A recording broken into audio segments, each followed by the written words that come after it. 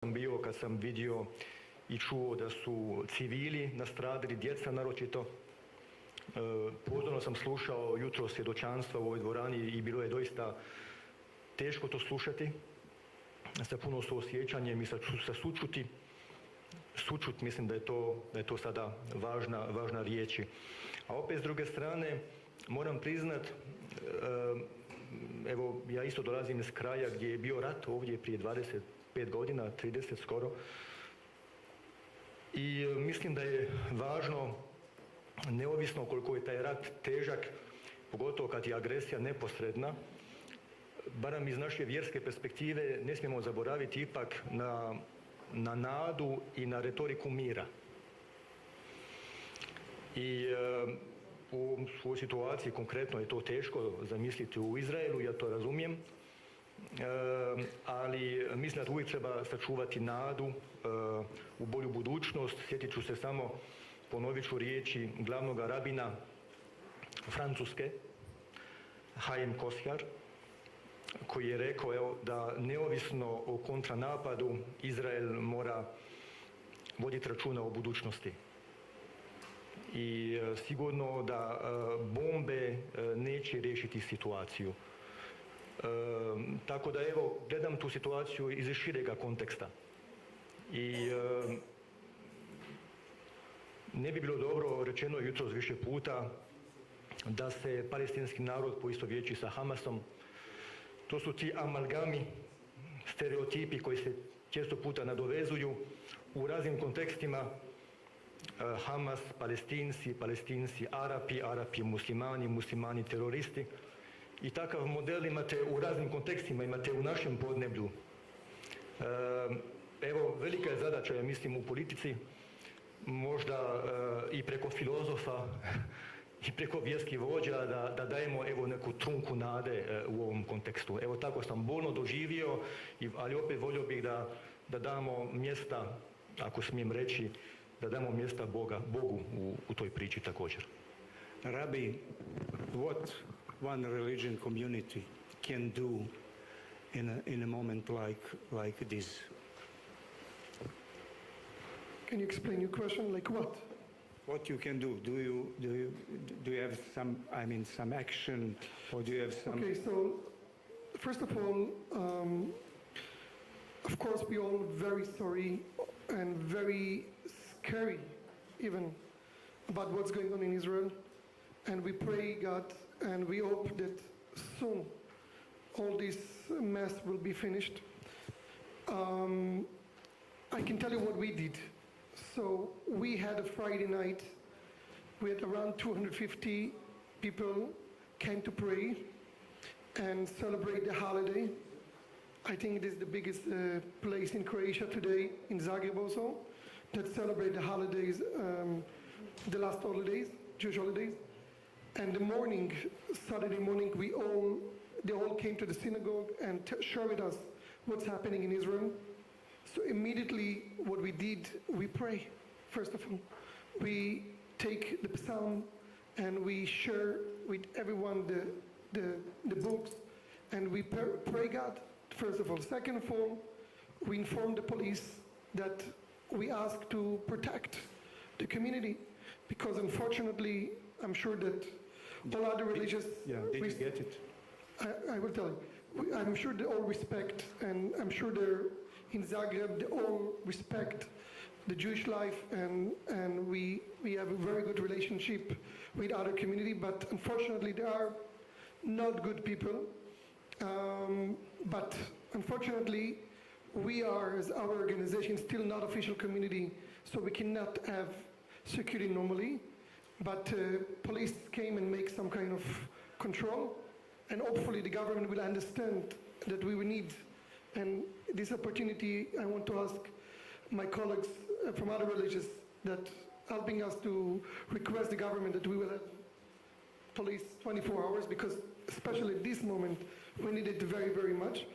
But what I can tell you that we collect all the community, and even after the holiday, we did special pray, we light candles, and we ask everyone to be more careful, because you never know where the bad people, terrorist people.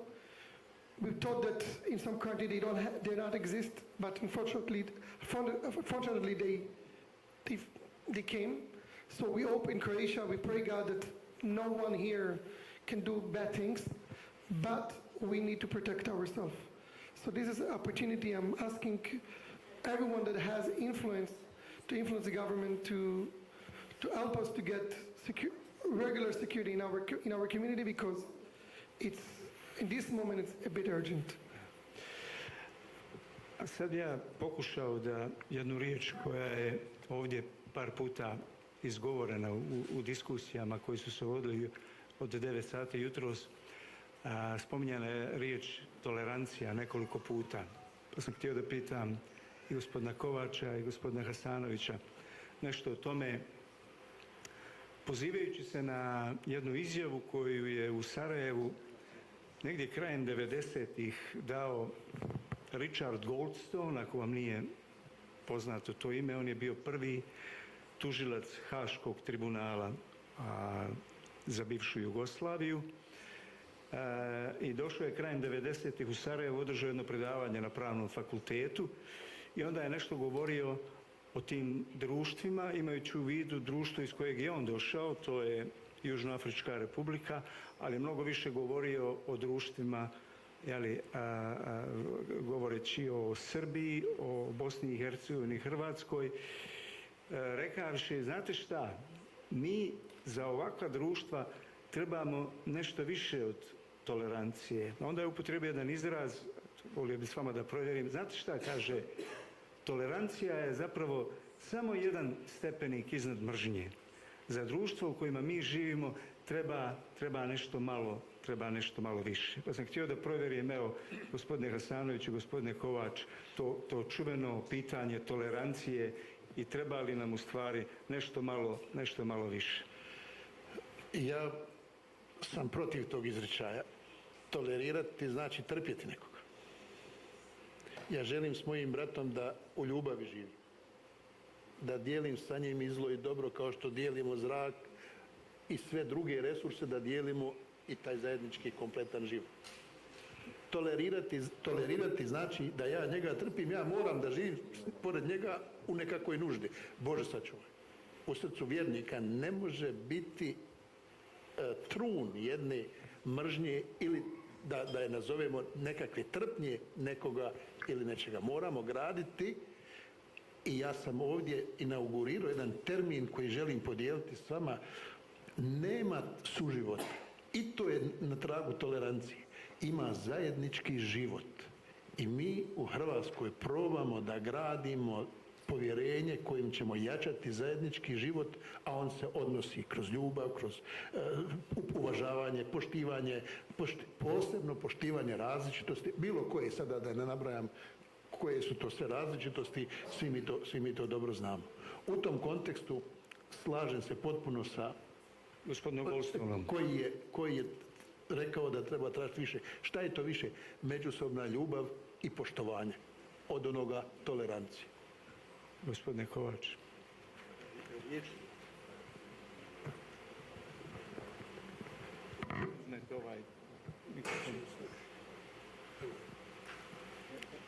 Mislim da je baterija otišla. Mislim da je baterija otišla u ovom mikrofonu. Ja bih ipak, malo branio, pa onda išao dalje taj pojam tolerancije. Ima on ipak svoju povijest u zapadnoj povijesti.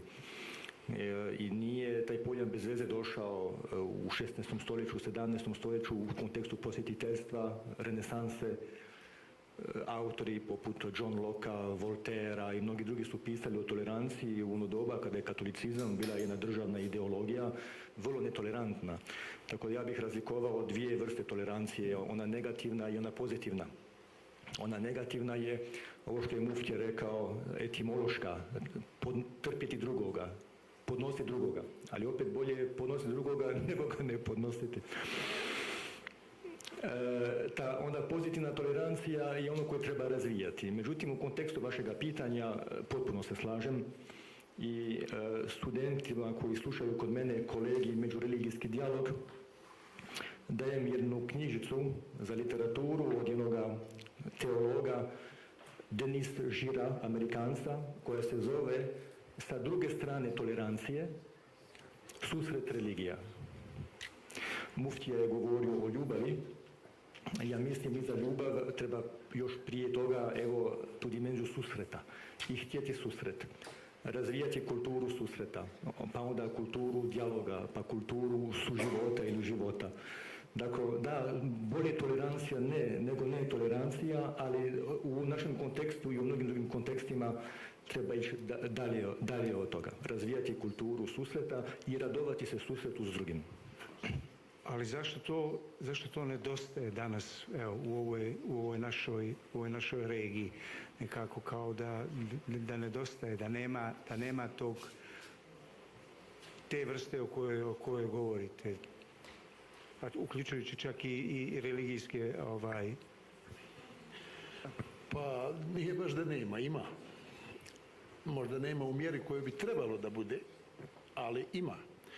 Mi imamo u Sarajevu Međureligijsko vijeće koje je vrlo aktivno. Nažalost, prošle godine je napustila Srpska pravoslavna crkva to Međureligijsko vijeće, što nas povodom Blajburga izbio jedan problem. Znate, mi ako budemo sve to sagledavali, nećemo nikad sjesti. Znate, ja često citiram i ponovit ću to ovdje. Bio sam na promociji jedne knjige koja je objedinjavala život i djelo ovdje prisutnog doktora Mustafe Cerića. Jedan od promotora je bio kardinal Vinko Puljić. Izašao je za govornicu i kaže: ja i Mustafa se nismo uvijek slagali, ali nikad nismo prestali komunicirati. Nikad ne smijemo prestati komunicirati. Braćo, sestre, kako god hoćete, onog trenutka kada se prestane komunicirati, šta je alternativa? Šta je alternativa dijalogu? Rat. A mi ne smijemo pozivati u rat. Zašto? Jer moramo graditi mostove ljubavi, povjerenja i zajedništva. Da li bismo onda mogli reći da je princip saradnje između religijskih organizacija mnogo bolji nego recimo političara ili već ne znam drugih? Ja bih za Hrvatsku rekao 100%. Mi imamo izuzetno dobru suradnju. Evo, u prošli ponedjeljak zajedno ja i Kotel Dadon Rabin smo imali Halal Business Forum gdje smo zajedno sjedili jedan pored drugog i razgovarali o komplementarnosti halala i košara. Redovito dolaze na naše sve svetkovine i Kotel Dadon i nije biskup nego Rabin Prelević. Oni su redovno na svim našim aktivnostima, kao što smo i mi na svim njihovim događanjima. Zašto? Jer mi smatramo da holokaust ne može biti samo židovsko pitanje. To je pitanje opstanka čovječanstva i mi je tako promatramo i zato smatram da je komplementarnost genocida koji se dogodio u mojoj Srebrenici i holokausta nešto što je istakao prošle godine na obilježavanju 11. jula u Srebrenici Rosenberg, predsjednik židovskog kongresa iz New Yorka. On je rekao najveću istinu. Da ne možemo promatrati da je ovo pitanje opstanka čovječanstva. Ako mi nijemo promatramo genocid, ako nijemo promatramo ova događanja i brutalnosti koje se dešavaju danas u Izraelu i Palestini, ako promatramo nijemo holokaust i ne činimo dodatne napore da osvijestimo što to znači, onda ne možemo računati ništa, nekakvu svijetlu budućnost koja jeste. Ili s druge strane, ono što želim istaknuti i vratiti se ponovno na onu sesiju koju smo slušao danas, kurikulum. Jedina zemlja u regiji i u Europi cijeloj iz koje niko nije otišao na bilo koje ratište danas u svijetu jeste Hrvatska. Ni od muslimana ni nemuslimana. Zašto? Jer preventivno proaktivni programi koji se provode kroz institucije, islamske zajednice i institucije u državi upravo su to učinile. I mi danas nemamo problema u Republici Hrvatskoj sa povratnicima, sa deradikalizacijom. Zašto? Jer je prevencija urodila plodom. I to je primjer kako treba nastaviti dalje. Rabbi, you would like to say? I would like to say something, to suggest something. I know that it was some kind of talk between the communities, but maybe we should set up a meeting with all representatives from all the religions, and especially from what's happening now in Israel and cooperation for the future, how we can, as different religions can establish different and put different topics that are important for the life of the people, either Muslims, either Christianity, either Judaism, and to see how we can cooperate and push some kind of either law, either to push the government to support different life subjects that people need. And I'm sure when people see the leadership sitting together, it will influence all other. You know, I'm from Chabad Hasidim.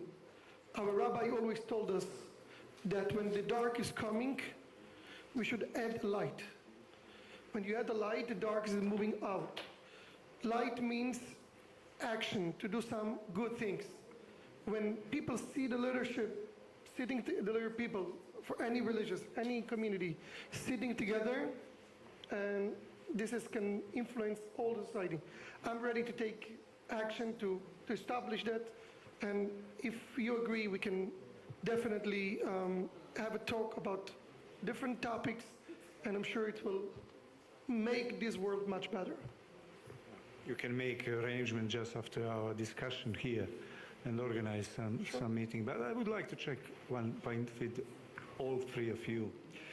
I mean, I'm like everybody else, watch TV, media, everything since Saturday, just to check every information, to see what's happened, to understand or to see some things about the whole story in Israel and Gaza, and I listened. I saw I don't know how many politicians. I mean, see the actors, singers, students, university professors, people on the street who talked about that. But maybe I'm wrong, but didn't see so many religious leaders who said something about. I mean, just maybe we are missing now that kind of words from religious organizations, just to say something which can make some things for the people. Želim kazati da je islamska zajednica vrlo jasno se oglasila po tom pitanju, a prenijeli su svi mediji.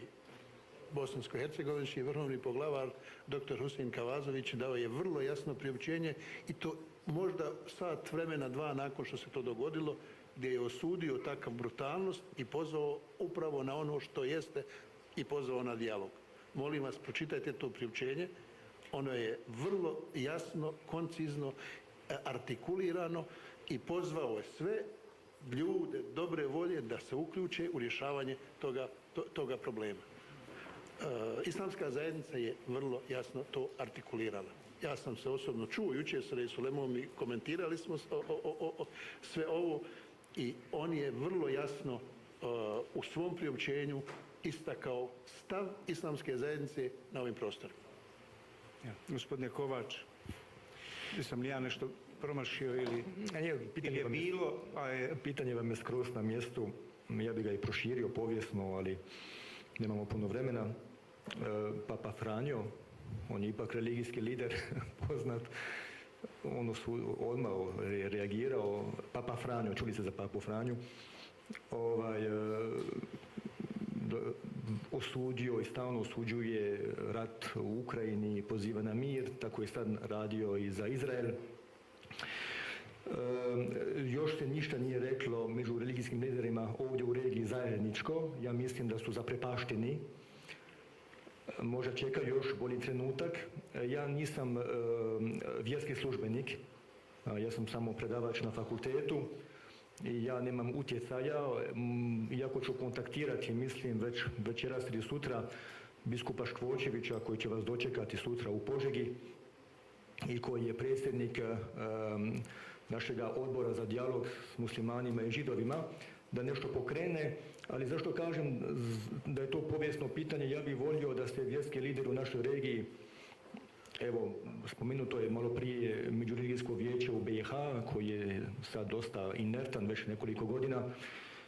Meni se čini da vjerski lideri u našoj sredini su ipak ostali poprilično pasivni i za vrijeme rata i poslije rata. I rekli ste da vjerske zajednice mogu imati veliki utjecaj u dobru, svojom šutnjom u zlu,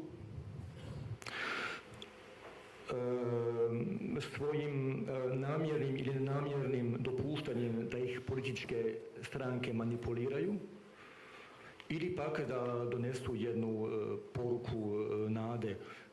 Dozvolite me samo spomenuti hrvatski kontekst, iako ima on puno poteškoća na vjerskom planu, kao što je muftija rekao, mislim da je doista pozitivan.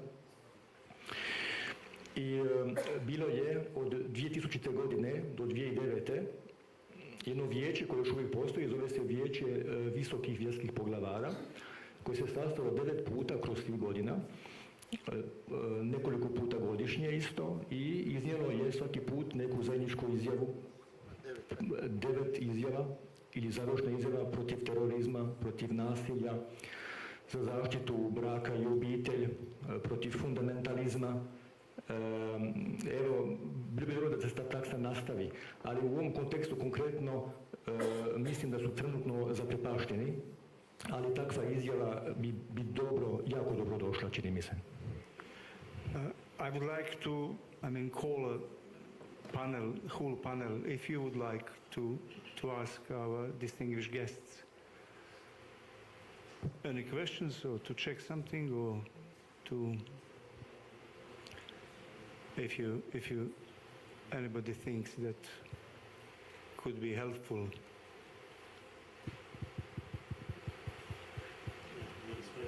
Yeah. Okay, we are finishing, and just at the end, Rabbi, I would like to check with you. Do you have a feeling that some voice is missing in a moment here regarding what's happening in Israel?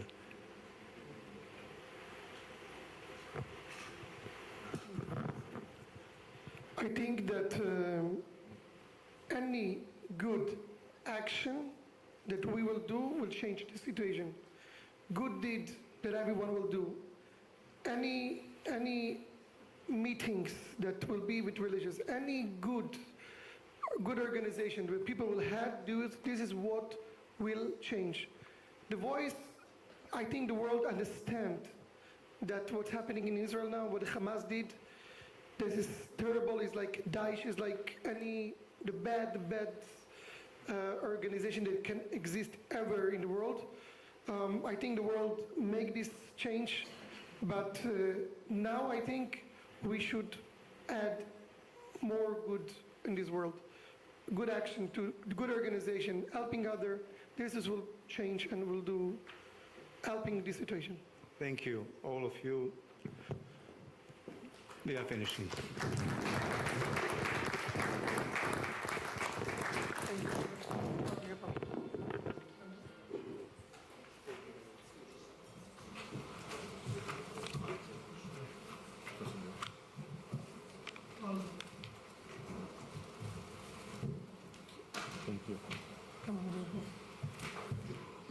Hvala lijepa.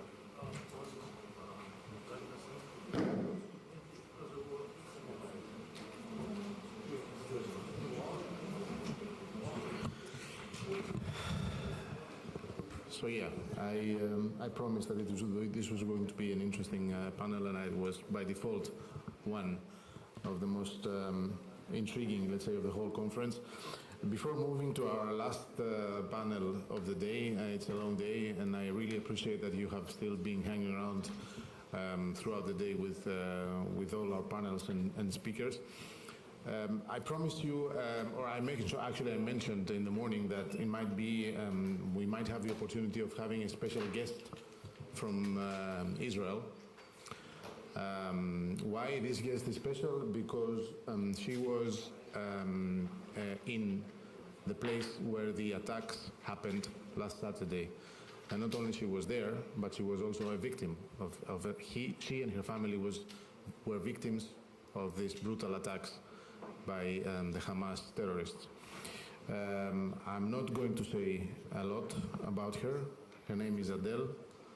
She's with us. She's going to tell her story in her own way, escorted by the director of the European March of the Living, Michelle Goughari. So I will call them both to take the floor for a couple of minutes and share what she has experienced during the attacks last Saturday. Adele and Michelle, please.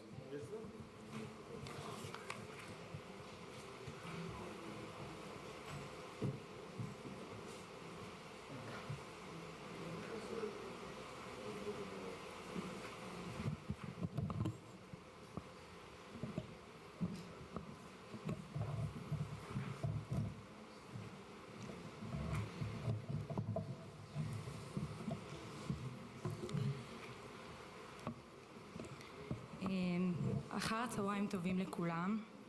אני קצת מתרגשת, אבל המסר שלי מאוד מאוד חשוב.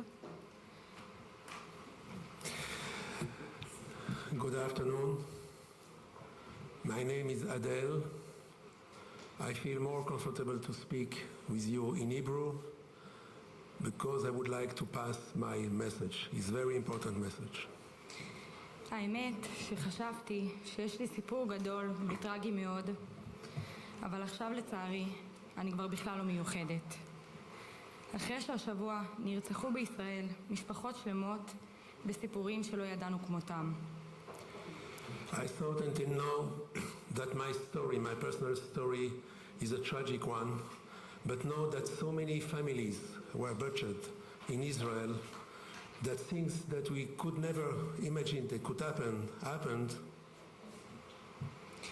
אני אדל בניטה, אלמנת צה"ל, אימא לנתי ושולמית ממודיעין.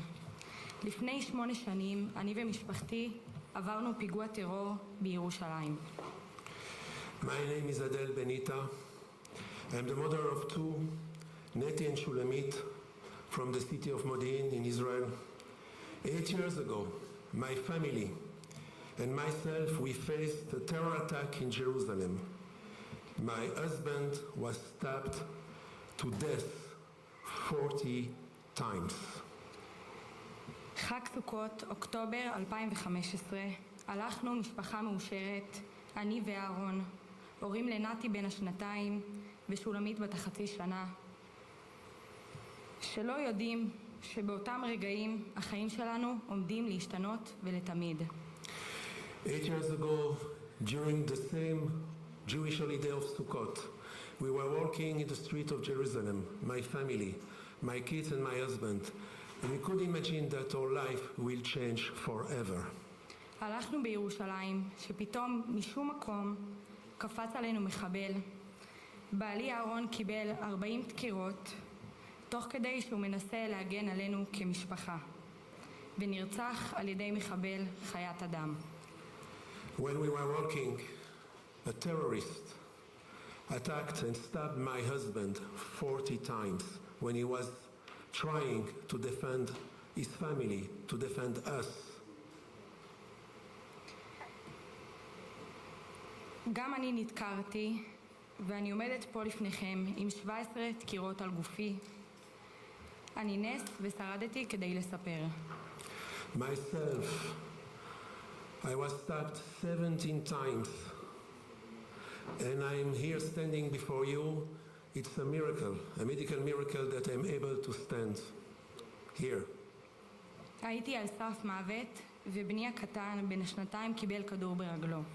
I was close to death, and my small child received a bullet in his leg. אני ובני התמודדנו חודשים ארוכים, ולמעשה עד היום מתמודדים עם הפציעה הפיזית ואף הנפשית עוד יותר. For many long months, we were coping with this situation. It was also a problem, a medical problem, a physical problem to stand, but also a moral problem and also something regarding our feelings, our deep feelings. להיות משפחה פוסט-טראומטית זאת לא רק כותרת. זה אנשים, זה התמודדות יומיומית עם זיכרונות, כאב, סיוטים, ילדים שלא נרדמים בלילה, שפוחדים להיכנס לחדר או לשירותים לבד. To be a family after such a terror attack is to be a post-traumatic family. Children will not sleep at night. All the time they will wake up with nightmares. they will not be willing to be alone. So it's really coping every day, every night with the situation. בכל פעם שיש אירוע שמתפרץ מחדש, ובכל פעם זה פצע שצריך לסגור. Every time that we hear some problems in Israel, such a terror attack, another terror attack, it's once again to open our wounds. דווקא בשבוע כזה באתי לפה היום להיות בטקס החשוב הזה בזאגרב כדי לספר ולשתף את כל העולם במה שתושבי ישראל עוברים בארצם יום-יום. And therefore I'm here before you to explain, to pass this message, what the population in Israel is going through every day. ועכשיו בפרט רק בגלל היותם יהודים. And just because they are Jews.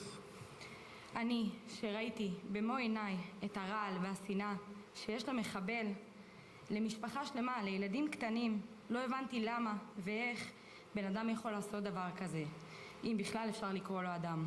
And when I saw the poison of hate and hatred in the eyes of this terrorist towards a family, towards kids, towards human beings, I say to myself, how come? Maybe this terrorist is not a human being, it's a beast. אבל היום, 8 שנים אחרי הפיגוע, שהיה בחג סוכות, בדיוק באותו תאריך שבו קרה מסע הרצח בישראל, 22 שנים אחרי אסון התאומים, ועוד עשרות פיגועים גדולים ברחבי אירופה שכולנו מכירים. And now, exactly in the same Jewish holiday of Sukkot, I saw what happened in Israel on the same day, 8 years after. And I'm shocked because it's not the only terror attack. This massacre happens also after the twins attack, terror attack, another terror attack across Europe and also in the world. היום אני מבינה שלשנאה ולרצח אין הבדל בין דת, גזע, מין ולאום. So now I understand that terrorism, this hatred, is not making any difference between race, gender, nationalities. מה שהם עשו השבוע לצעירים שכל חטאם היה ללכת ולרקוד במסיבה, מה שהם עשו לתינוקות, לילדים, לניצולי שואה, מה שראיתי אתמול וכולנו ראינו בזמן שאנחנו פה, 40 תינוקות שנרצחו באכזריות רבה וזה עדיין לא נגמר. What we saw this Shabbat on the holiday of Simchat Torah, those families were butchered, those young people who were killed because their only willing was to have this party, a peace party, when we saw that they butchered babies, 40 babies. How can we understand? How is possible? מה יקרה ביום שאחרי? הכאב והפצע הגדול זה אנשים שנשארו בחיים, שראו את בני משפחתם נחטפים, נאנסים, נרצחים. איך בכלל מטפלים בכל זה? איך אפשר לחיות ביום שאחרי? How can we cope the day after? All those families will cope the day after when they will see their beloved people who were killed, assassinated, butchered, raped, beheaded. לפני 8 שנים זה קרה לי ולילדים שלי. השבוע זה קרה שוב לעם שלי בישראל. מחר זה יכול לקרות לכם באירופה. הטרור לא מבדיל ולא מרחם על אף אחד. It happens to my family 8 years ago. It happens in Israel now to thousands of people. It could happen tomorrow to you in Europe because terror is not making any difference between race, gender and nationalities. וכל מה שאני מבקשת מכם היום זה שתפתחו את העיניים. תנצלו את הכוח שלכם. תדברו עם המנהיגים שלכם כדי לעצור את האנטישמיות. כי אנטישמיות ושנאה הם אלו שמובילים למעשה הרצח הנורא שקרה לי וקרה השבוע. I'm asking you, I'm begging you, please open your eyes, speak out to your leaders to fight against antisemitism, to fight against hatred, so such a thing will never happen again. תודה שנתתם לי את הבמה החשובה הזאת לשתף את הסיפור שלי. תודה רבה. Thank you for giving me the floor. Thank you for listening to me, and I hope that we will have better days. תודה.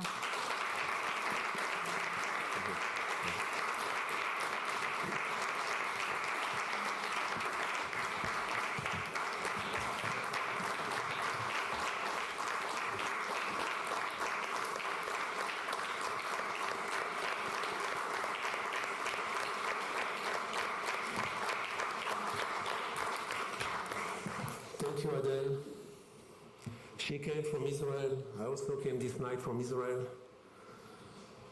And I would like to say, as the director of the European March of the Living Network, and being here as the European Jewish Association, special delegation, gathering, the title of this gathering was From the Kristallnacht to Jasenovac, Anti-Semitism. I would like to ask you something very clear. All the Shoah, all the Holocaust start with the Kristallnacht pogrom. And we say to ourselves, never again. But it happens again. For the first time since the Holocaust, since the Shoah, we saw, 1,200 Jews were butchered by Daesh, the Nazi Daesh of Hamas. We have no other words. What they did, it's not anti-Semitism. We should change, and we should have another coin, we should have another term. It's hatred against Jews. Anti-Semitism is an euphemism, because anti-Semitism is about prejudice, hostility. Here is to kill Jews because they are Jews. How can we imagine that 80 years, 85 years after the Shoah, we can have in any place in the world that 1,200 Jews will be butchered in horrible way, barbaric way, because they are Jews. So the message of this conference is just not to speak about what happened 8 years ago. It's to stand against united in order that really such a thing will never happen again. But that means that we must speak out. We must speak to our leaders. Also call from here to release all the hostages immediately. It's very, very urgent. We know that every day they could be killed also. So please, let's speak very frankly. All what we said, the fact that we have also European Union, that they are still funding of those terrorist organizations. We should remember that the Hamas has a charter. And what is written in the charter, kill every Jew who is hiding behind a tree, a rock, or every place there, exactly what they did in Israel. So that happens now in 2023. So what we saw that never again it happens. So let's draw the conclusion, but it's for every one of us to be now proactive in the most efficient and the more proactive way. Thank you.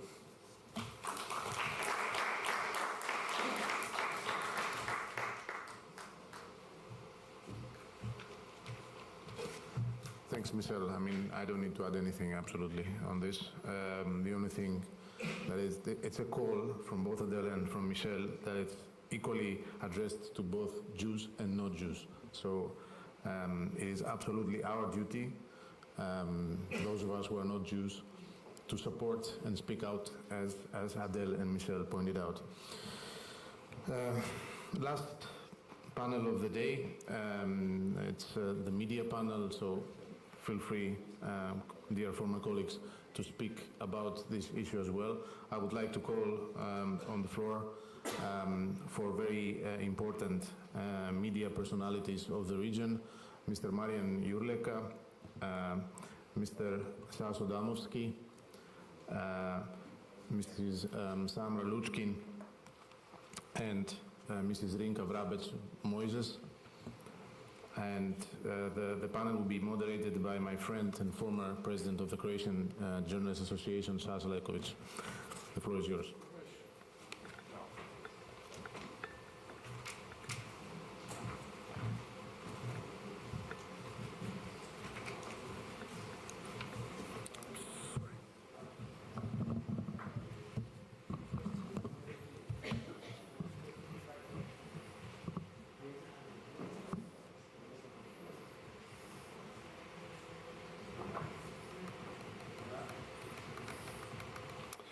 Good afternoon, ladies and gentlemen.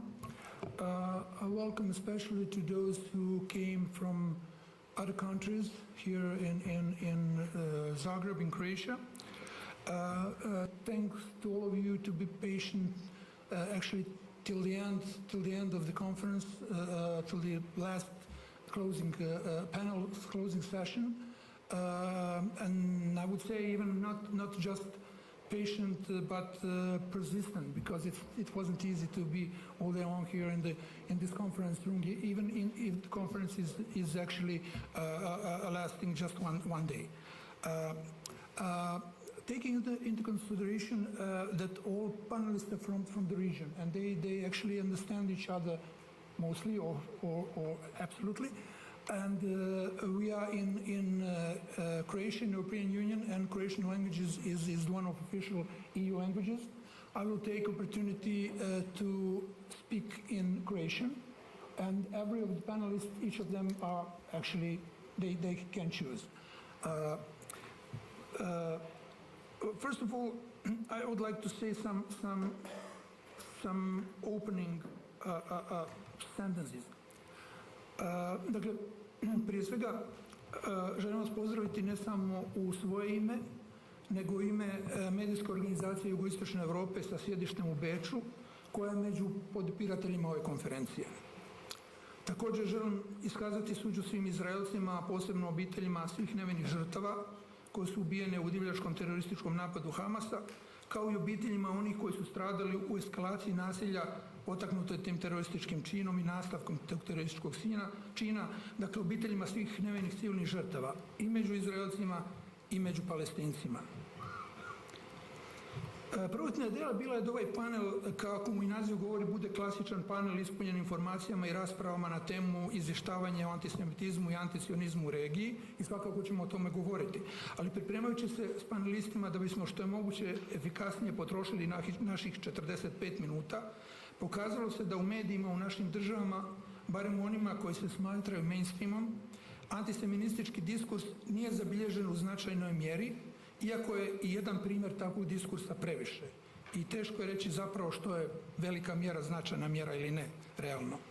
Međutim, pokazalo se da je veći ili čak mnogo veći problem u odnosu onih političara prema pojavi antisemitističkih kao i drugih mrzilačkih javnih istupa pojedinaca i skupina koji takve istupe relativiziraju, minoriziraju ili posve ignoriraju, što posljedično dovodi do izostanka kaznene odgovornosti onih koji tako istupaju, kao i političke odgovornosti, prije svega onih na vlasti.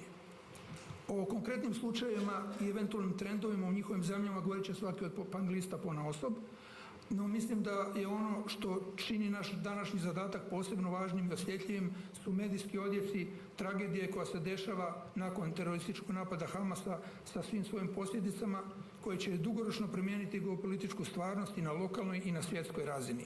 To zapravo govori i sve što se događalo danas na ovoj konferenciji. I imajući to na umu, bitno je razgovarati o tome kako mediji izvještavaju o ovoj konkretnoj tragediji koja se dešava u realnom vremenu, koji su narativi koji se pojavljuju u medijima, uključujući naravno regiju Jugoistočne Europe, jer nam je to bio i osnovni cilj. Također i o realnoj mogućnosti da niti nakon ovog listopada više neće biti ništa isto, neće više ništa biti kao do sada, niti kad je riječ o medijskom izvještavanju o antisemitizmu, niti po količini, niti po sadržaju. Zavisno od toga čiji su mediji, a još više kakvi su čiji interesi. Hoće li zaista biti tako? Životna realnost koja se paradoksalno ogleda u mnogim besmislenim smrtima nametnula je mnogo više tema nego što ih je moguće čak i u najkraćem elaborirati samo 45 minuta. Uz to nalazimo se, kao što svi vrlo dobro znate, na području u kojem su u Drugom svjetskom ratu organizirano progonjeni i ubijani pripadnici nekoliko naroda, ali prije svega Židovi. Nalazimo se na području opterećenom mnogim lošim uspomenama koje su dijelom kao istine, a dijelom kao mitovi, i to opasni mitovi, uzrokovali mnogo zla između, ali i unutar ovdašnjih naroda. Stoga smo svjesni koliko je mržnja razorna i koliko je važna uloga novinara i medija da je razotkrivaju i da joj se suprotstave, a ne da pomažu njenom održavanju i širenju, kao što ne čini kao što se ne čini samo otvorenim podržavanjem mržnje, nego i šutnjom o njenom razvojnom djelovanju. Takva šutnja dovodi do povijesnog revizionizma, što predstavlja neuporedivo veći problem od pojedinačnih antisemitskih ispada, jer o tome danas govorimo, koliko god oni bili i ružni i potpuno neprihvatljivi. I ispričam se zbog ovog neobičnog i dugačkog uvoda u panel, ali s obzirom na okolnosti odlučio sam ovo reći, pa makar to netko mogao smatrati zloupotrebom moderatorske uloge, ali zato ću sve ostalo vrijeme uz eventualne neophodne intervencije ostaviti našim panelistima, pa bih, pošto su već predstavljeni, u početku bih pitao, imao bi jedno pitanje za sve. Dakle, u svjetlu svih ovih navedenih činjenica, a i sveg vašeg iskustva u medijima i s medijima i oko medija, kako biste vi ocijenili generalno, kasnije ćemo govoriti o ovim aktualnim događajima, kako biste generalno ocijenili, dakle, situaciju oko antisemitističkih izjava, odnosno napisa medija, ne samo kad je pitanje ponašanja novinara i urednika, nego i naravno političara i svih drugih ljudi čije se izjave prenose i koji utječu na javno mnijenje. Dakle, u svakoj od vaših država, koliko mislite da je neophodno i naravno ako imate bilo kakvu potrebu da kažete nešto i o nekoj drugoj zemlji, odnosno čitavoj regiji. Možete bilo kako, da vas ja ne prozivam, možete uvodno redom.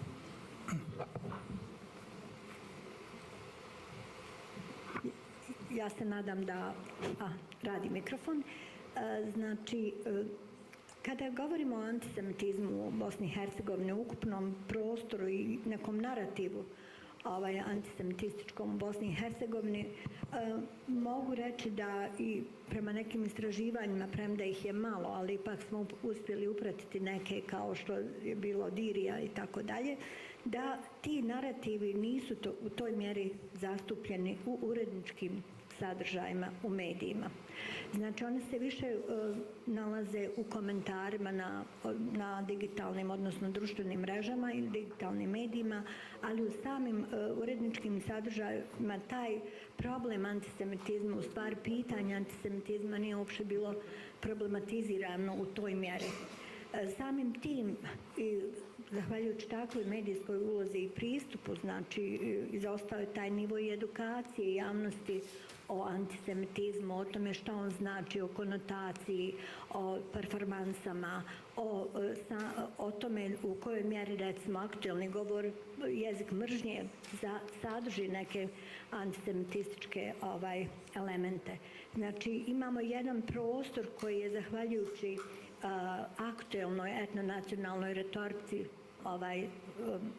većinskih naroda i nacija u Bosni i Hercegovini ostao potpuno u sjeni. Znači, Jevreji u Bosni i Hercegovini su jedan od 17 nacionalnih manjina i samim tim i tako je tretirano to pitanje, dakle, jer je naš čitav prostor javni uzurpiran tom nekom etnonacionalističkom retorikom, sa jako puno govora mržnje, ali antisemitizam je, znači, i tu bio zastupljen u manjoj mjeri. Recimo, evo samo jedan taj je podatak s kojim ću i završiti, od 1400, ne znam, 90 sadržaja koji su relevantnih, samo se, recimo, 78 je sadržao te neke antisemitističke elemente, tako da taj procenat u odnosu na ostatak tih drugih narativa nije toliko zastupljen. Hvala. Does it work? Oh yeah, okay. So first of all, I would like to express my sincere condolences to all the victims and to Jewish people and our firm support to the State of Israel. As it was said before, and I think that all of us who have some knowledge of media situation and social situation here in Croatia, I think that much bigger problem of anti-Semitism is so-called historical revisionism. And as you all know, Croatia unfortunately had its own fascist state since 1941 until 1945. And thanks, unfortunately, to the ruling party and its hypocritical policy, which started in the early 90s, they are responsible for such an atmosphere in our society, because what they did was equating anti-fascism and fascism, and our politicians, including our prime minister and the government, on a declarative basis are anti-fascists. So when they go to Yad Vashem, they would condemn Holocaust, and they would, of course, express their sorrow for all the victims of Holocaust, pretending that something like that never happened in Croatia and that it was not committed by Croatian fascists, by Croatian fascist state, so-called independent state of Croatia. And this created confusion among young generations. This created lack of knowledge, mostly because of education system. I would like to pay my respect to Professor Dragan Primorac, who really introduced, he was the first minister to introduce education about Holocaust in school system. But as you probably know, visits to Jasenovac's death campus are not obligatory. They are not part of school curriculum, which means that most of our children, generations of children in Croatia, have absolutely no idea what actually happened there. The other responsibility beside the ruling party, and we have the same ruling party almost for 30 years, who is declaratively anti-fascist, is so-called public television. And what we had the opportunity to watch on Croatian television was almost scandalous. What they did is that they broadcast some on a daily basis. They have something called a TV calendar. It's a 5-minute form, very clever form, where they put what I used to call it together with the president of Jewish community here, Dr. Kraus. It's Ustasha Corner, a little Ustasha Corner on Croatian public television every day, because in those 5 minutes, what they put is they're celebrating victories of Croatian soldiers in the Second World War. Croatian soldiers in Second World War were fascists. They were Ustasha. So what they tried to do is to equalize partisans, anti-fascists who were on the right side of the history with those who actually committed genocide against Serbs, Jewish, and Roma people. What they also do is that often they give media space to so-called historians. And history as a science is divided here in Croatia. So I'm so happy that Dr. Goldstein was here, because he just wrote a new book about historical revisionism. Because sometimes they invite those so-called historians who deny the real nature of death campus in Jasenovac, and they call it a working campus, where actually operettas were sung, and they were actually beautiful places for Jewish people, and nobody was killed there. And this is the story that they sell to the viewers of Croatian public television, who, by the way, have to pay to watch them, because it's obligatory to pay for watching public television. So they didn't deny just the real nature of Jasenovac's death campus. They also tried to deny the real nature of some other children death campuses, which was even worse. And also, what I would like to say, and I was really impressed with this investigation made by Tanja Daro and Davorka Peric, because they prove what I just said, that this historical revisionism is present everywhere. And what we saw, those Ustasha signs and swastikas and Ustasha salutes, which are heard almost everywhere, from football games to concerts, they became normal. Why? Because they never became a part of penalty law. 3 years ago, and this is something that my media, and I'm working for a National Weekly, and I'm editor-in-chief of National Radio. So despite the fact that Jewish municipality and the representatives of the people of the victims demanded 3 years ago that the shouting of Ustasha salute, Za dom spremni, which is Zik Heil in Croatian, and highlighting the Ustasha symbols should be included in the penal code. as in Austria and Germany, they remain just offenses in civil law with slightly higher penalties. And of course, this is a problem. Probably you've heard about Bleiburg commemorations. So Bleiburg is the place where thousands of people were killed after the end of the Second World War. Some of them were innocent, but there were also some of those who were actually war criminals.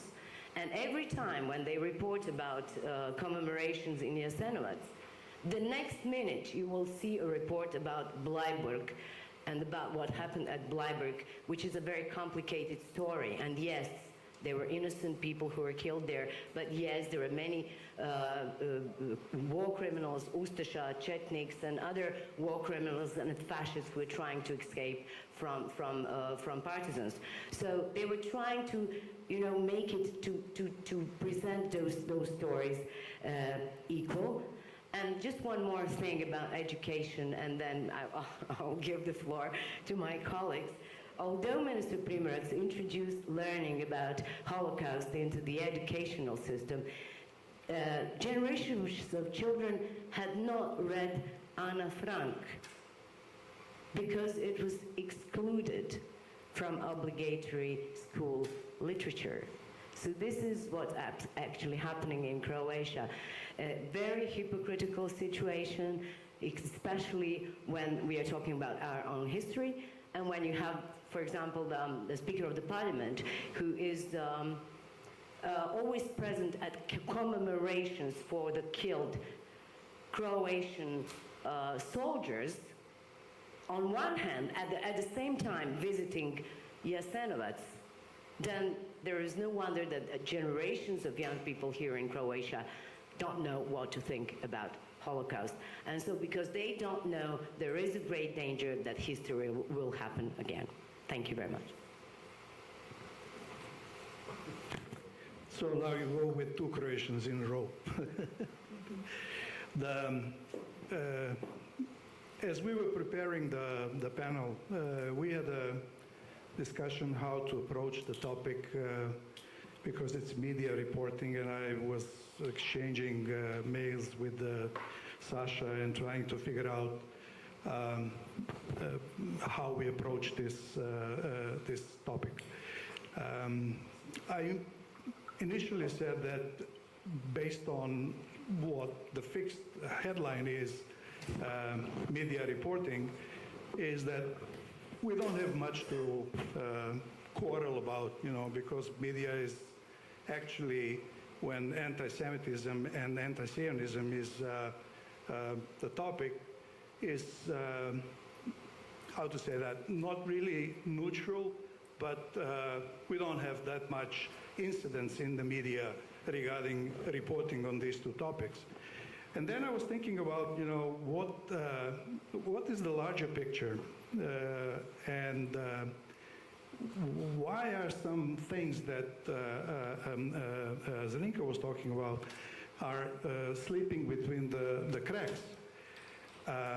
And I proposed to Sasha that I talk about something that was really on several times mentioned here during different panels, and that is the football fan culture in total. What we have in Croatian media is a rather casual, aesthetic approach to this culture, which is a very dangerous one, both the approach and the radical segments of this population. What they managed to do, they managed to tranquilize the society, because in the public space they were chanting slogans that were really, I personally never say those three words. Never. I cannot repeat them, so you have to bear with me. And what they did, they tranquilized the society and the media by straightforward reporting, actually through this pop culturalization, of fascism, of Nazism, actually tranquilized the society that this is socially acceptable behavior. On the other hand, when media approach the actors, and we have I just want to share it with you, how absurd is this house.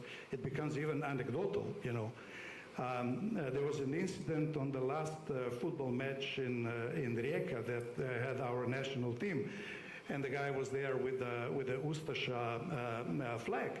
And it's been reported that, and then the media approached this guy and said, well, are you going to comment on this? We are going to be fined, obviously you are going to jail or whatever. And then, almost insulted, he said, I'm not Ustasha. I don't follow this ideology, but you walk like a duck. You squeak like a duck. So what I'm talking about here is that there is some, even in this population, there is some intuitive notion that this is socially not acceptable. This, what I'm doing, is not socially acceptable. But at the same time, in the public space, they will do it. The media itself will report that straightforward. What we are missing here, and I will wrap it up with this. I wanted to make a statement about the failure of educational system that we can see through this football fan culture. And then this horrible thing happened, on Saturday. And I went through my, what I call the drainage, the social networks, and checked my groups. We have some closed groups. And my point of, that this position of, that this attitude is due to the lack of education was seriously damaged. I lost ground. Because not few, but many people from my group, my peers, from the left, fearlessly, stubbornly defended Hamas. I was shocked. They went back 75 years. They were questioning the existence of the Israeli state. So this is the problem on the left. And I was trying to explain to myself, because we are, most of these people are my generation, I was trying to explain to myself, what the heck happened to them? And I think it's, since Yugoslavia, this is a first-hand, obviously wrong explanation, since it has a long history of, Palestinian lineage or support towards Palestinians, I think that this is in some way reflects this old heritage, but most of the, so don't get me wrong, these are very well-educated people. So these are not football fans. These are not dropouts. And this is a serious problem. Back to media. So it's not only educational problem. And I will finish with that.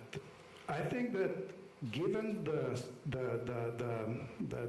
devastation that happened throughout Croatian newsrooms in the last 20, 30 years, that we are faring pretty well regarding anti-Semitism and anti-Zionism.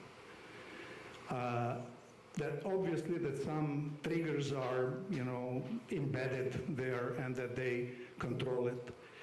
We are missing in our cross. I'm not going to bore you with the process of how media is put together, you know. But there are in the dailies. I was, you know, predominantly I was leading the two major dailies in Croatia.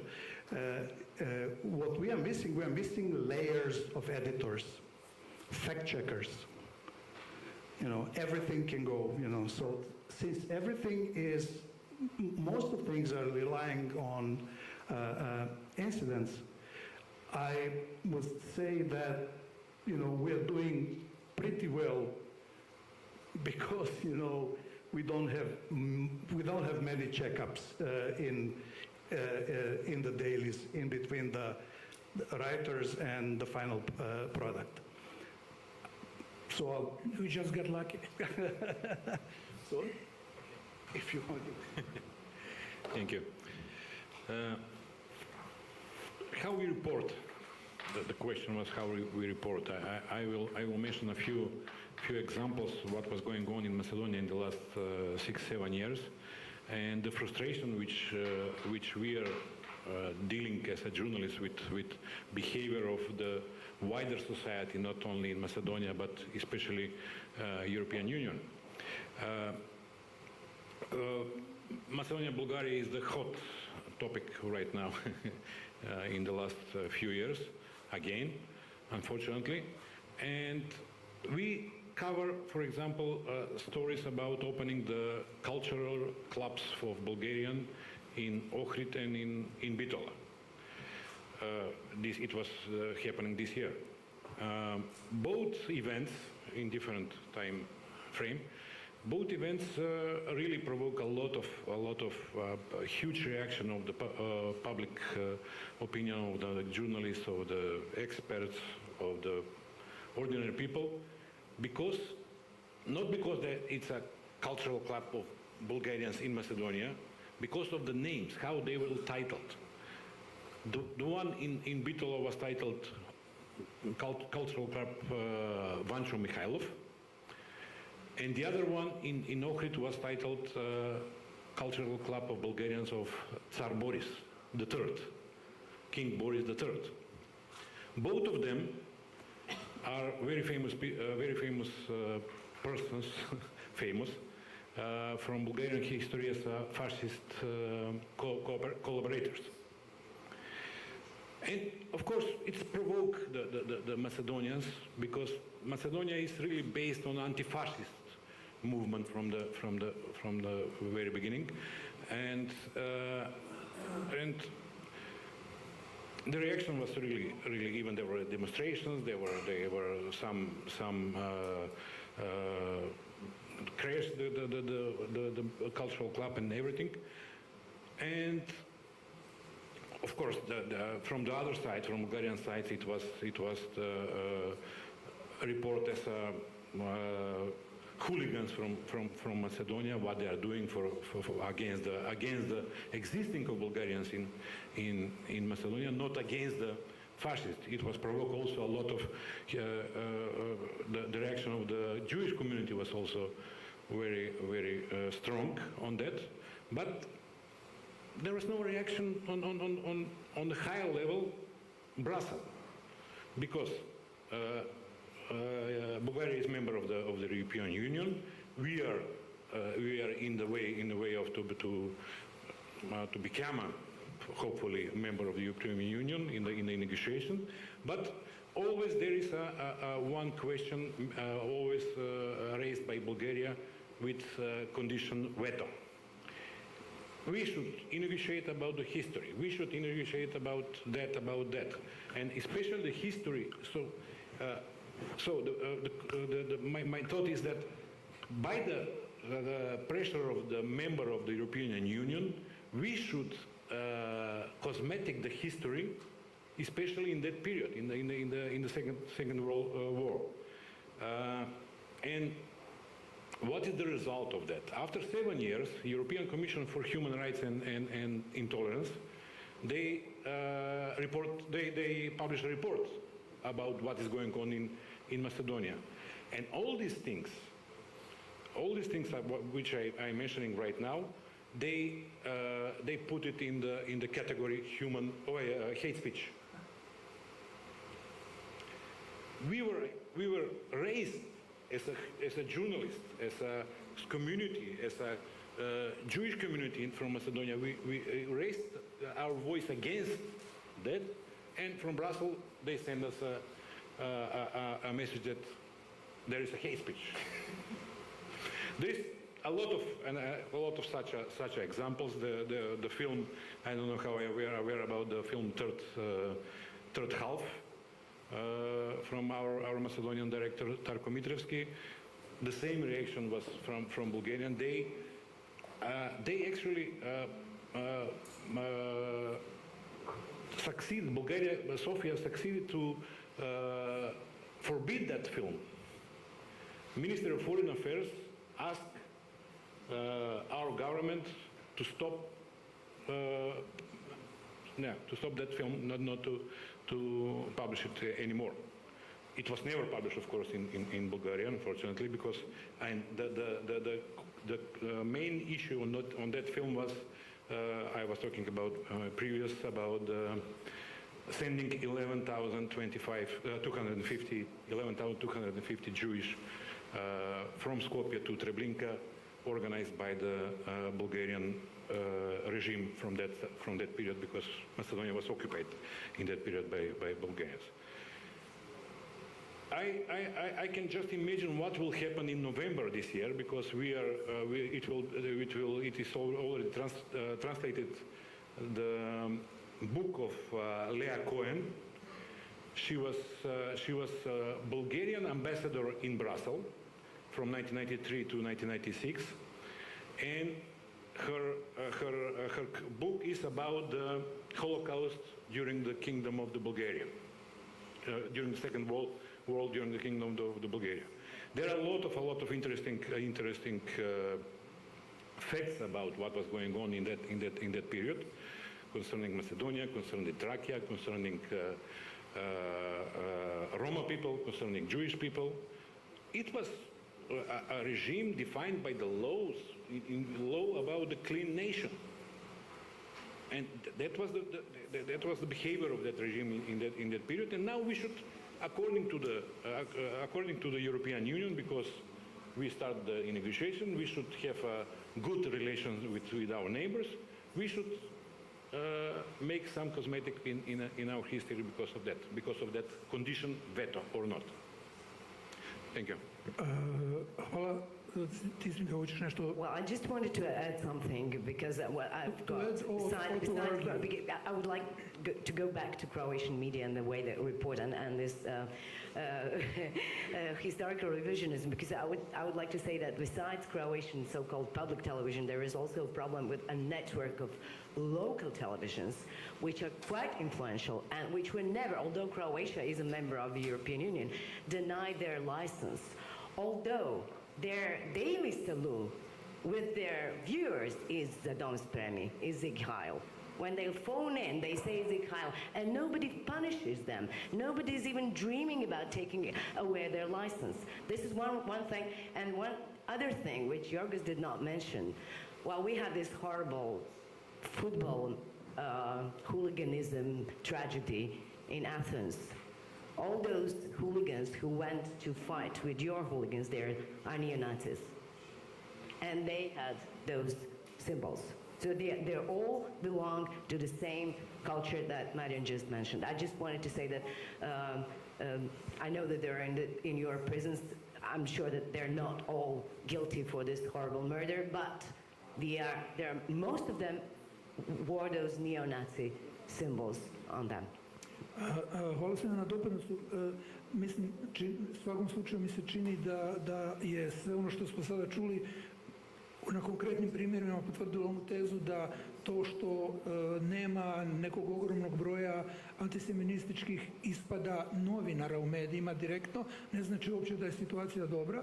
I spomenuli ste, hvala vam što ste spomenuli sve te razine zapravo koje su bitne, a za koje nema ni prevencije ni odgovornosti. I sad bi onda na kraju, nadam se da imamo vremena, još bi vas molio sve da se sad ponovo vratimo na ovu aktualnu situaciju, pa da vidimo da li se sada iz vaše perspektive, a pratite svi naravno kao mi ostali, da li se nešto promijenilo u odnosu na tu generalnu situaciju i posebno bih volio još da spomenete nešto što je Marijan već ispomenuo na neki način, a to su te društvene mreže.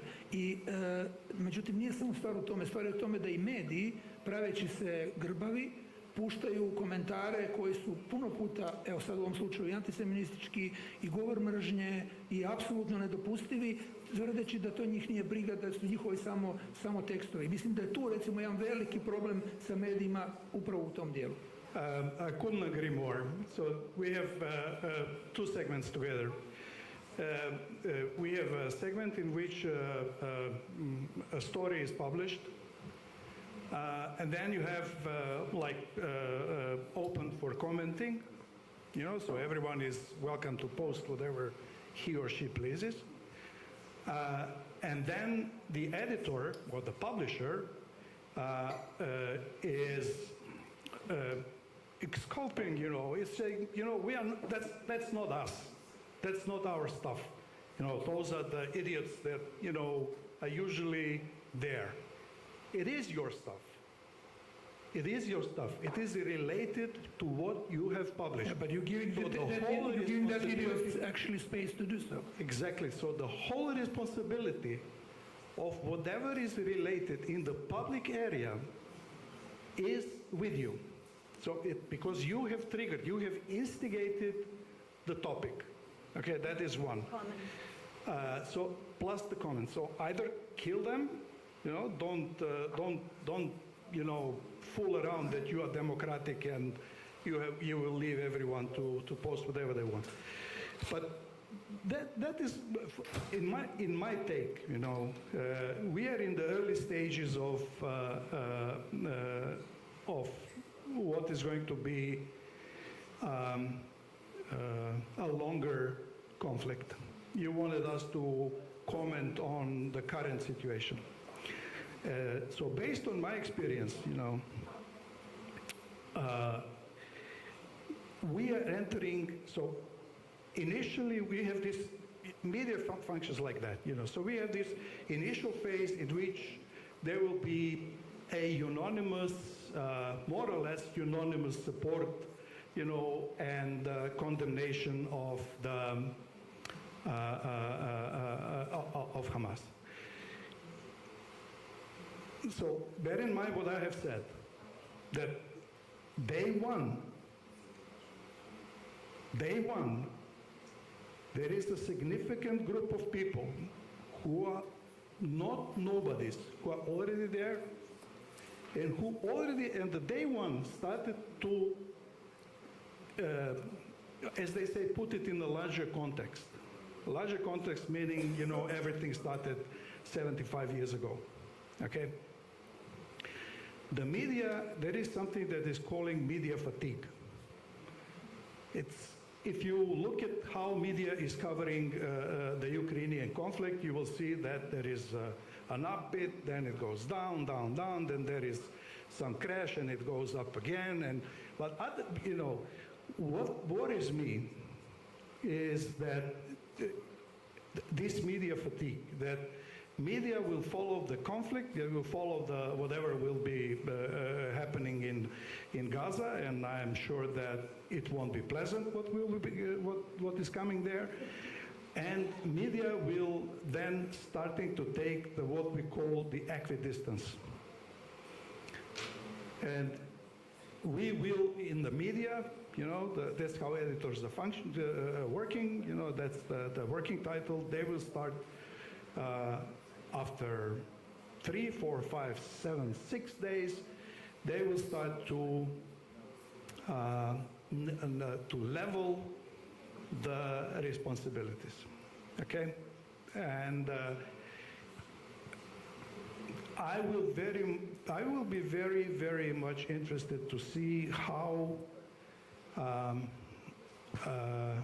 Israel itself will be managing the coming media crisis? Okay. I would, if we put aside all these analyses and the probably right predictions that you actually just mentioned, I would like to, as not only a journalist but a communication expert as well, to say one thing. And we have it today, a full room of one thing, one is emotion. So we are now talking about emotions. And I see it in the testimonial of the girl from Israel. So this is how we are going to manage emotions. This is going to determine the course of media coverage at the end of the day. And managing emotions, meaning creating new narratives that are going to be, unfortunately, the result of this crisis. So the media coverage is going to follow that line. So now the question is, and this was a good question, how Israel is going to manage this and how they are going to direct media coverage and what it is going to be outcome of that kind of coverage. Because we must not forget that the emotion will stay at the bottom of all these kind of things. And the media and the editors, they are going to follow their procedures, and I agree with you, but there was only one thing, if they even lock the comment, now there is a new, like a small door to enter this public space that they publish on a social article on a social media, then they have comments on the social media, so they said, okay, this is social media content, it's not our digital media or website content, so this is kind of, there are a lot of kind of fights for the impressions and for the reach, and we know that, I mean, we know how media are trying to unfortunately do it, but this is all the technique, but the emotion will determine the content. And this is what I actually wanted to mention. Media could be killed even not actually using the hate speech directly. Yes. That's the problem. Yes. Okay. Sasha? Just a few sentences. Mr. Papadakis mentioned in his speech today that we need strong, united, unanimous voice of European Union. We're missing that, really. We're missing that. Knowing a lot of such examples, we are actually receiving very frustrations messages from there, and very hypocrisy messages from there, because they don't defend their own principles. They should defend their own principles very much more stronger than today. Today they are just calculating everything about every daily event, daily crisis. If I may add at the end something, tomorrow we are going to a spot, we are going to Jasenovac, and I'm wondering how Croatian media will play that out. Because we are going to a place where horrible things were done to others, Ustaša regime did horrible things to others, the same way Hamas did to Israeli citizens or Jews in near to Gaza Strip. So this is a brilliant occasion. This is a very good opportunity for Croatian media to create this parallel, because if you are as you should, openly confront, be disgusted with the Ustaša regime or Hamas, that's the same thing.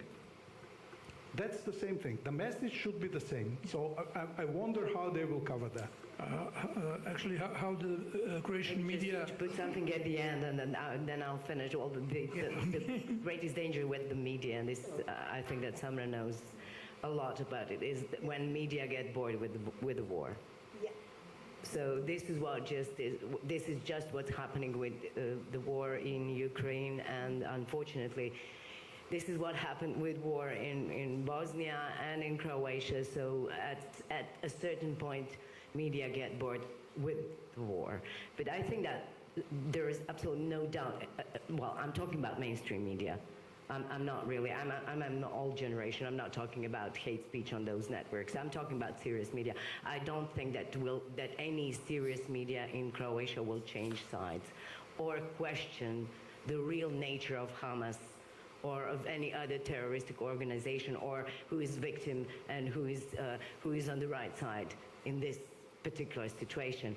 And I would just like to mention something, and I know that there are some Serbian friends here. Well, the reason why there is so much anti-Semitism here in Croatia is because when they ask people, whom do you not want to be your neighbor?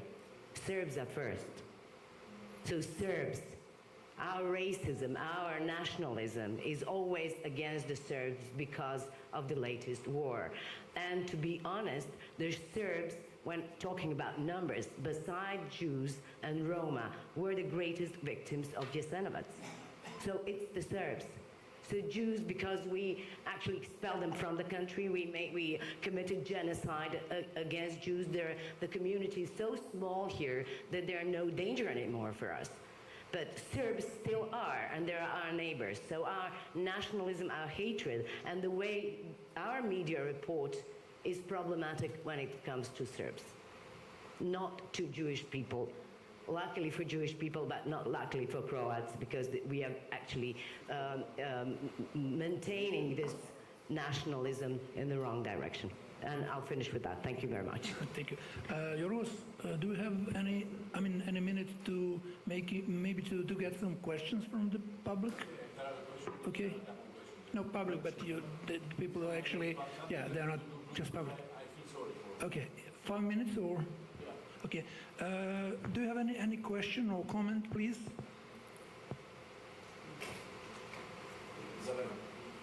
Do you have a mic?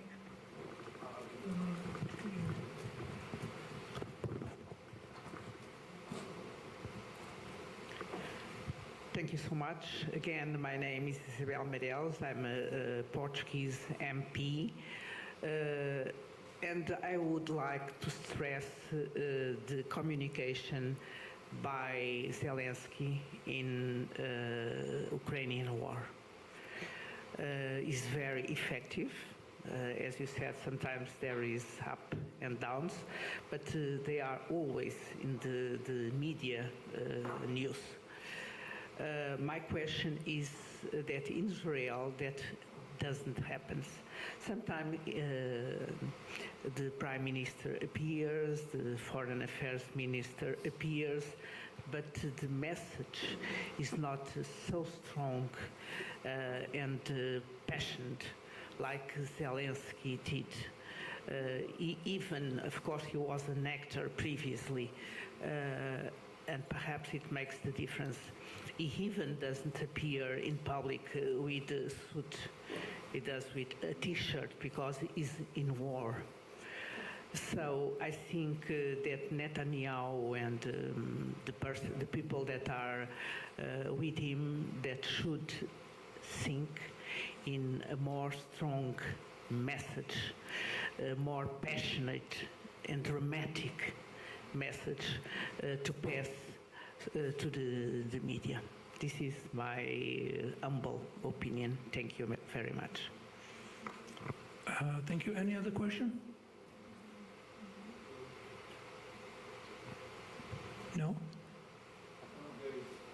Okay. Oh, okay. It was more of a comment than a question.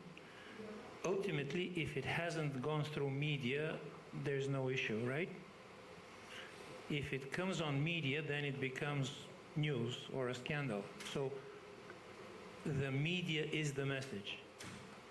And in this case, the responsibility of the media becomes very large, because if you report it not taking sides, you are taking sides. So I just want to reiterate, because I've heard a lot back home on how responsible politicians are, how responsible society is, how responsible whoever is. but media somehow are mediators. But when the media is the message, then the media has its own responsibility on what is it's communicating and why it's communicating that specifically. And equidistance sometimes in itself is taking a side when atrocity is on one side and humanism is on the other. Okay, we have another question here. I'll give you mic because it's much more. Hello, I'm Yael Hirsch. I'm a French journalist. Thank you very much. I was very interested on what you said about emotion, how we as media, we follow emotion. I think it's more or less kind of the same question. I wanted to know with the images... Hardly hear. Can you hear me? So can you just put it a bit louder, the microphone?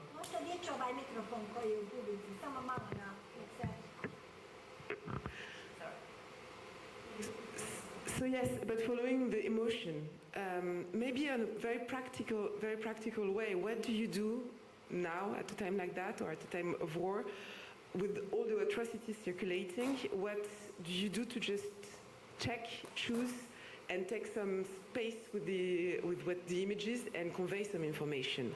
What is your discipline? What do you do to do that?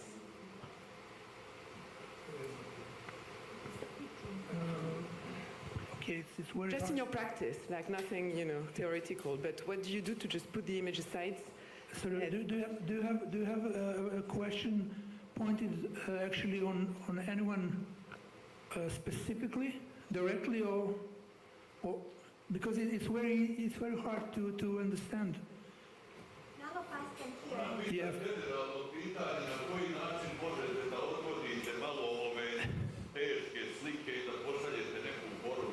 Ja sam razumio, ali samo nisam shvatio da li ima za nekog direktno pitanje ili... Someone directly or to all of them? Well, all of you as journalists, but okay. If it feels better. But I'm willing to answer that. We are not, media is not, we are not propaganda. We report on ugly things. We report on nice things. Just to, I come from print media, and I just want to bring you closer to every day of the editor. Usually a daily has 64 pages, and when he comes to an office, it's the 64 empty blank pages, nothing. It's the most stressful job.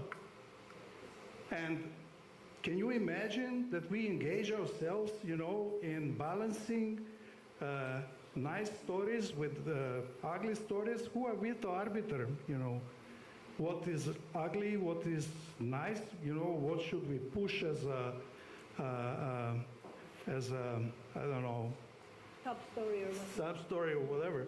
It's a, what you actually get in a daily, every day is